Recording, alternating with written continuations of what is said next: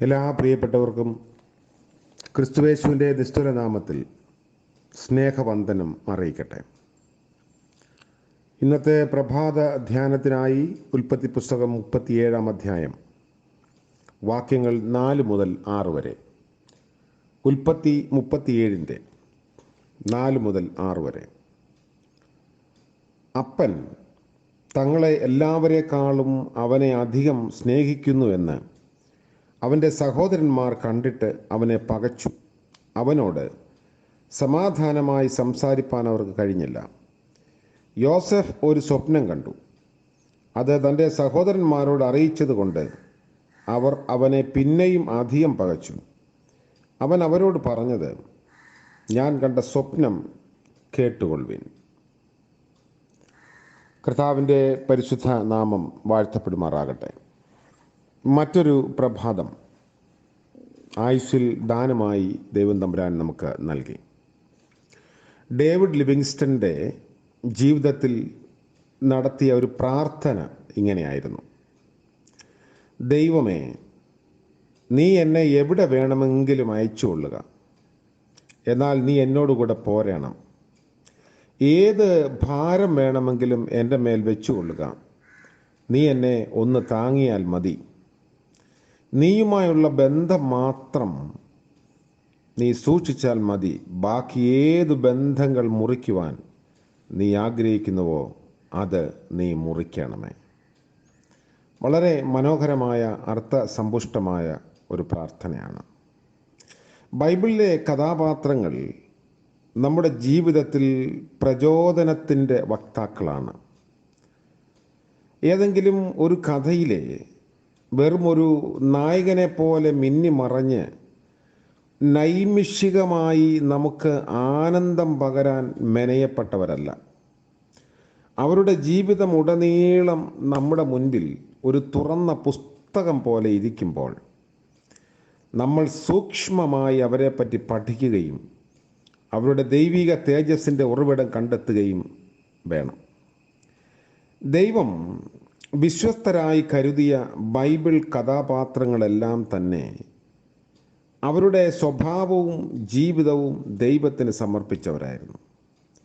സാഹചര്യങ്ങൾ അവർക്ക് ചുറ്റും പ്രതികൂലമായി തീർന്നപ്പോഴും അവരുടെ എല്ലാം ഉള്ളിൽ ദൈവം നൽകിയിരുന്ന ദർശനങ്ങളിൽ അവർക്ക് വിശ്വാസം നഷ്ടപ്പെട്ടു പോയിരുന്നില്ല എന്നത് ശ്രദ്ധേയമാണ്.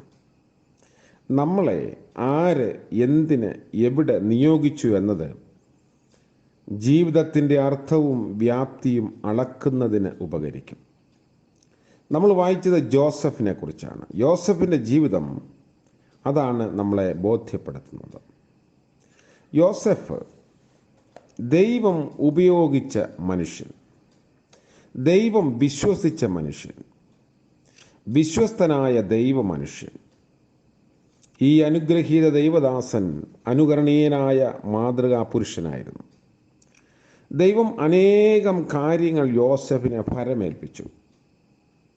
വ്യക്തികളെ യോസഫിൻ്റെ കയ്യിൽ ഏൽപ്പിച്ചു, ധനം ഏൽപ്പിച്ചു, അധികാരവും ഏൽപ്പിച്ചു. എന്നാൽ യോസഫിൻ്റെ ജീവിതം പഠിക്കുമ്പോൾ പടിപടിയായാണ് ദൈവം ഏറിയ കാര്യങ്ങൾ അവനെ ഭരമേൽപ്പിച്ചത് എന്ന് നമുക്ക് കാണാം.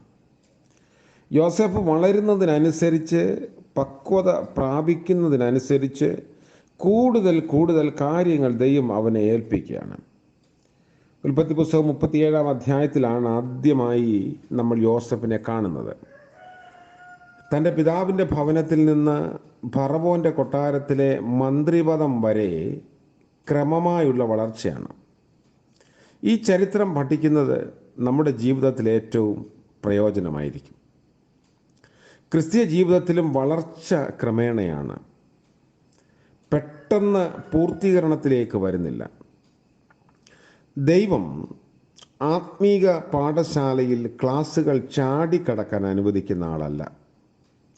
ആത്മീക വഴിത്താരയിൽ ബൈപ്പാസുകളൊന്നുമില്ല. കടക്കേണ്ട ഇടത്ത് കൂടെ എല്ലാം കടന്നു പോയേ മതിയാകൂ. പോകേണ്ട വഴികളിലൂടെ എല്ലാം പോയെങ്കിലേ സാധിക്കുകയുള്ളൂ. വിശ്വാസികളുടെ വളർച്ച ഒരു വൃക്ഷത്തിൻ്റെ വളർച്ചയോട് ഉപമിച്ച് പറയുന്നുണ്ട്. വേഗത്തിലല്ല, വളരെ സാവധാനത്തിൽ വളരുന്നു. വളർച്ച അനുസരിച്ച് ദൈവം ഉത്തരവാദിത്തങ്ങൾ ഏൽപ്പിക്കുന്നു. 40 വയസ്സായ ഒരാൾക്ക് കളിപ്പാട്ടങ്ങൾ എടുത്ത് കളിക്കുന്നതിലാണ് താല്പര്യമെങ്കിൽ അയാളുടെ പക്വതയെക്കുറിച്ച് നമ്മുടെ ഉള്ളിലൊരു സംശയമുണ്ടാകും. പലരും ഇപ്പോഴും ലൗകിക ജീവിതത്തിലും ആത്മീയ ജീവിതത്തിലും കളിപ്പാട്ടങ്ങളുമായിട്ട് ഇരിക്കുന്ന ഒരവസ്ഥ പോലെയാണ്. ഇത് വെളിവാക്കുന്നത് അവർ വളരുന്നില്ല എന്നുള്ളതാണ്. ജോസഫിൻ്റെ ജീവിതത്തിൽ അവൻ വളർന്നുകൊണ്ടേയിരുന്നു എന്ന് നമ്മൾ കാണുന്നു. ദൈവം പല കാര്യങ്ങൾ ഏൽപ്പിച്ചതിൽ ഒന്നാമത്തേത്, ദൈവം അവന് ഒരു സ്വപ്നം നൽകി എന്നതാണ്. നമ്മൾ വായിച്ചത് ഉൽപ്പത്തി 37:4 മുതൽ 6 വരെയാണ്. അവിടെ സ്വപ്നത്തെക്കുറിച്ച് വിവരിക്കുന്നുണ്ട്. പിന്നീട് അവൻ്റെ കറ്റ എഴുന്നേറ്റ് നിൽക്കുന്നു, മറ്റ് കറ്റകളൊക്കെയും അതിനെ നമസ്കരിക്കുന്നു. ദൈവം യോസഫിന് ഒരു സ്വപ്നം കൊടുക്കുകയാണ്. സ്വപ്നങ്ങളും അഭിലാഷങ്ങളും ഇല്ലാത്ത ഒരു വ്യക്തി ജീവിതവും വളർച്ച പ്രാപിക്കില്ല. ഇത് ജീവിതത്തിൻ്റെ ഏത് മേഖലയെ സംബന്ധിച്ചും വാസ്തവമാണ്. എന്നാൽ ദൈവം തരുന്ന സ്വപ്നമാണ് ഏറ്റവും അഭികാമ്യമായത്. ദൈവം എന്തുകൊണ്ടാണ് യോസഫിന് ഒരു സ്വപ്നം കൊടുത്തത്? അവന് ഒരു സ്വപ്നം അല്ലെങ്കിൽ ദർശനം കൊടുത്താൽ അത് വിശ്വസിക്കും എന്ന് ദൈവത്തിന് ഉറപ്പുണ്ടായിരുന്നു. പലപ്പോഴും വിശ്വസിക്കുവാൻ മനസ്സില്ല എന്നുള്ളതാണ് നമ്മുടെ പ്രശ്നം. എന്നാൽ യോസഫ് അത് പൂർണ്ണമായി വിശ്വസിച്ചു. തൻ്റെ സ്വപ്നം സാക്ഷാത്കരിക്കുകയില്ല എന്ന് തോന്നിച്ച നിമിഷത്തിലും വിശ്വസിച്ചു. ജീവിതത്തിൻ്റെ എല്ലാ പ്രതിസന്ധികളിലും വിശ്വസിച്ചു. ദൈവം ഇന്നും നമ്മുടെ ഹൃദയത്തിൽ ദർശനങ്ങളും സ്വപ്നങ്ങളും നൽകുന്നവനാണ്. പക്ഷേ അവൻ നമ്മുടെ ഉള്ളിൽ ഉദിപ്പിക്കുന്ന ആ ദർശനങ്ങളെ വിശ്വസിക്കുവാനുള്ള ദൈവകൃപ നമുക്ക് അനിവാര്യമാണ്. ദൈവകൃപയിൽ ആശ്രയിച്ച് നമ്മൾ മുന്നേറും എങ്കിൽ ദൈവം വലിയ സ്വപ്നങ്ങൾ നമുക്ക് തന്ന് അവയെ സാക്ഷാത്കരിക്കും. ക്രിസ്തീയ ജീവിതത്തിലും ലൗകിക ജീവിതത്തിലും ഭവനത്തിൻ്റെ അന്തരീക്ഷത്തിലും സാമൂഹ്യ ജീവിതത്തിലും വളർന്ന് മറ്റുള്ളവർക്ക് അനുഗ്രഹമായി തീർന്നിട്ടുള്ളത് ഇങ്ങനെയുള്ള സ്വപ്നങ്ങൾ കാണാൻ കഴിഞ്ഞിട്ടുള്ളവരാണ്, ദർശനം പ്രാപിച്ചിട്ടുള്ളവരാണ്. സ്വന്തം സ്വപ്നങ്ങളല്ല, സ്വാർത്ഥതയുള്ള സ്വപ്നങ്ങളല്ല, ദൈവരാജ്യത്തിന് വേണ്ടി സ്വപ്നങ്ങൾ കാണാൻ കഴിഞ്ഞിട്ടുള്ളവരെയാണ് ദൈവം എടുത്ത് ഉപയോഗിച്ചിട്ടുള്ളത്. ദൈവം യോസഫിന് ഒരു സ്വപ്നം കൊടുത്തു. അവൻ അതിൽ വിശ്വസിക്കുകയും ചെയ്തു. അനേക കാര്യങ്ങളാണ് ജോസഫിന് ലഭിക്കുന്നത്. സ്വപ്നത്തിന് ശേഷം ദൗത്യങ്ങളൊക്കെ ഏൽപ്പിക്കപ്പെടുന്നുണ്ട്. അടുത്ത ധ്യാനചിന്തയിൽ ആ ഒരു ഭാഗത്തിലേക്ക് നമുക്ക് കടക്കാം. ദൈവം നമുക്ക് ഒരു സ്വപ്നം നൽകുന്നുവെങ്കിൽ അത് പൂർണ്ണമായും വിശ്വസിക്കാൻ നമ്മൾ ബാധ്യസ്ഥരാണ്. ദൈവം നൽകുന്ന സ്വപ്നത്തെ വിശ്വസിക്കുക എന്ന് പറഞ്ഞാൽ ദൈവത്തിന് നമ്മെക്കുറിച്ച് ഒരു സ്വപ്നമുണ്ട്. അത് പൂർത്തീകരിക്കപ്പെടേണ്ടിയിരിക്കുന്നു. ദൈവം നമ്മെക്കുറിച്ച് സ്വപ്നം കാണുന്നു. ദൈവത്തിൻ്റെ സ്വപ്ന പദ്ധതിയിൽ നിന്ന് വ്യതിചലിച്ചു പോകാതെ ജീവിപ്പാനുള്ള കൃപയാണ് നമുക്ക് ആവശ്യം. പുതിയ ഒരു പകൽക്കാലത്തിലേക്ക് പ്രവേശിക്കുമ്പോൾ നമുക്ക് പ്രാർത്ഥിക്കാം. ദൈവമേ, ഇന്ന് പകലിൽ എന്നെക്കുറിച്ചുള്ള ദൈവത്തിൻ്റെ സ്വപ്ന പദ്ധതിയിൽ നിന്ന് വഴുതി പോവാൻ ഇടവരുത്തരുതേ എന്ന് പ്രാർത്ഥിക്കാം.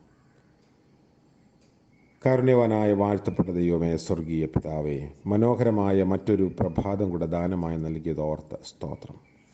ഇന്നത്തെ പകൽക്കാല ജീവിതത്തിൽ ദൈവിക കൃപയിൽ ആശ്രയിച്ച് മുന്നേറുവാനും ഞങ്ങളെക്കുറിച്ചുള്ള അവിടുത്തെ സ്വപ്നം അത് സാക്ഷാത്കരിക്കപ്പെടുവാനും ഇടയാക്കണമേ എന്ന് പ്രാർത്ഥിക്കുന്നു. ഇന്ന് ഞങ്ങൾ ചെയ്യേണ്ടുന്ന കാര്യങ്ങൾ കൃത്യമായി വിശ്വസ്തയോടെ ചെയ്യുവാനുള്ള ബലം നൽകണമേ. വരമായിരിക്കുന്ന ആപത്തനർത്ഥങ്ങളും വിടുവിച്ചുകൊള്ളണമേ. ചെറുതും വലുതുമായ ആവശ്യങ്ങളുടെ മുൻപാകെ അവിടുന്ന് വഴിയും വാതിലും ഒരുക്കണമേ. ഇന്നത്തെ പ്രഭാതത്തിൽ ഭാരത്തോടും പ്രയാസത്തോടും അവിടുത്തെ സന്നിധിയിലേക്ക് കടന്നു വന്നിരിക്കുന്ന എല്ലാവരെയും ഓർത്ത് പ്രാർത്ഥിക്കുന്നു. ശാരീരിക ക്ഷീണം ഉള്ളവർക്ക് ബലവും സൗഖ്യവും ഒക്കെ അവിടുന്ന് നൽകുവാൻ മതിയായവനാകിയാൽ സ്തോത്രം. ഇന്ന് ജന്മദിനം ആഘോഷിക്കുന്ന പ്രിയപ്പെട്ടവർക്ക് വേണ്ടിയും വിവാഹവാർഷികം ആഘോഷിക്കുന്നവർക്ക് വേണ്ടിയും പ്രത്യേകമായി പ്രാർത്ഥിക്കുന്നു.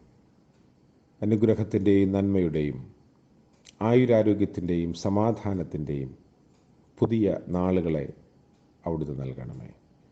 യേശു മശിഹ മൂലം ഞങ്ങളുടെ പ്രാർത്ഥന ദയവോടെ കേൾക്കുമാറാകണമേ. ആമേൻ. ത്രിയേക ദൈവത്തിൻ്റെ കൃപയും അനുഗ്രഹവും നാം എല്ലാവരോടും കൂടെ ഇന്നും എന്നേക്കും ഉണ്ടായിരിക്കുമാറാകട്ടെ. ആമേൻ.